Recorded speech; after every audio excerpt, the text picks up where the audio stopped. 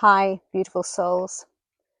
To follow on from fear and faith, fear can lurk in all different areas of one's life, as I'm sure you all well know. Sometimes it can be quite triggering, in fact. Even things like trying to control situations and environments. For instance, yesterday I was in the hospital, and often hospitals can be quite grubby. And when you want to go to the bathroom, you don't want to have to touch the door handles. You want to have a bin close by so that you can put the paper towel into the bin afterwards so that you don't have to touch things. Of course, this is also can be seen as a fear of being too OCD and too wanting to control your environment, keeping it clean and tidy and organized.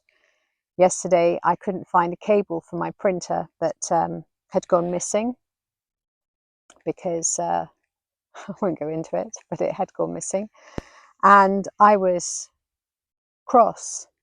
But really, when you think about being cross, it comes down to a fear of why do people have to touch things? Why do people have to come along and move things around? What if that stops me doing my work? All of sorts of manner of different reasons. But anything that triggers us at all is either fear or love. I mean, love is not really so much as a trigger, but anything that touches us. So it either boils down to love or to fear. So when we are angry, when we are jealous, cross, any of these negative type of emotions that obscure and cloud our judgment and our discernment and the way that we behave and show up are fears. So unless you're actually living in a very neutral, loving place, then you do have some fears to work through. They may not be large ones, but they are still aspects that are holding you apart from the oneness that you are, and they are limiting you. So we do want to release all of those. It's, the human condition is there's so much that we need to let go of. A friend of mine was talking about her garden. She often talks about her garden. She loves it. And she's looking around and she's loving on her plants and loving on her flowers and appreciating the beauty and everything that they are. And, sometimes she gets upset because the neighbours' stuff overflows through their fence and gets entangled. The weeds get entangled in her garden and stuff like this. And then she's like, oh, this is just all an illusion. Why am I even concerned about this? This is all just an illusion. There's much more than this garden. And this is true because when you see through veils of illusion to truth, and you realize what truth is, that there is no separation, that we are all one. We are one with everything. And you see through to a different world,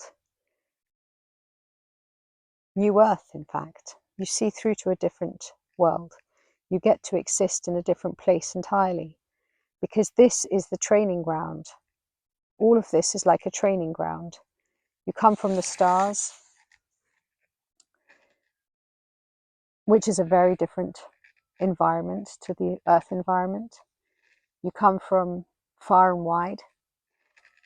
You may enter through different training schools in the stars, planetary star systems that are very have a closer vibration to the earth, not the earth's vibration at all, but they have a closer vibration, which makes it easier to step down into this earthly experience.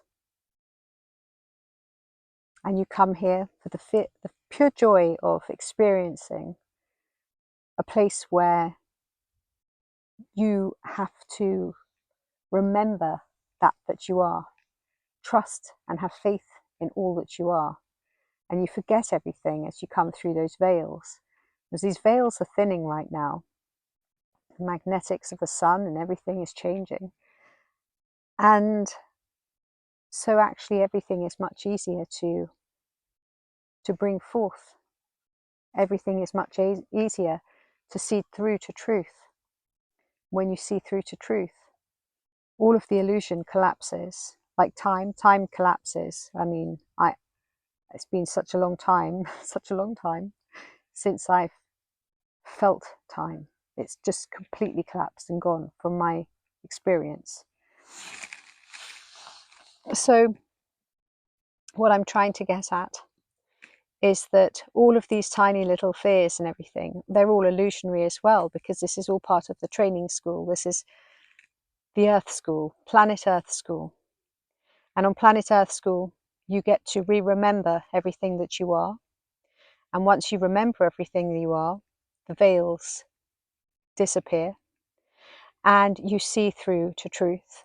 And in truth, everything is radiant, beautiful, wonderful, and everybody is getting along as one, because that is the truth, because there's no separation. And everything is healthy and vibrant and thriving. And everybody is working together, serving one another, helping each other in the spirit of oneness and kindness, rejoicing, playful, innocent, pure.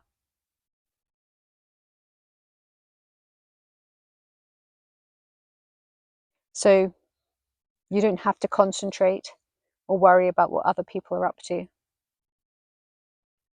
You can certainly assist those that you love and help them to remember a little bit about who they are just by you being you. Maybe sharing the odd bit here and there as seeds. Ultimately, everybody has to do the work for themselves. But don't get tangled up in the fear. Just keep your energy as clear as possible and as pure as possible, so that you can make headway, so that you can embrace New Earth, rejoice in New Earth. And each being that rejoices and plays as an innocent, pure being of the divine, then it makes it easier for others to follow. Makes it easier for others to also realize that this experience can be theirs too. And that everything around them is just all part of a training ground to really be everything that they are, that they have already been through multiple different time spaces and existences of reality in the here and now as quantum beings. Thank you for watching. My name is Zaza. Like, subscribe and share if you feel called to do so.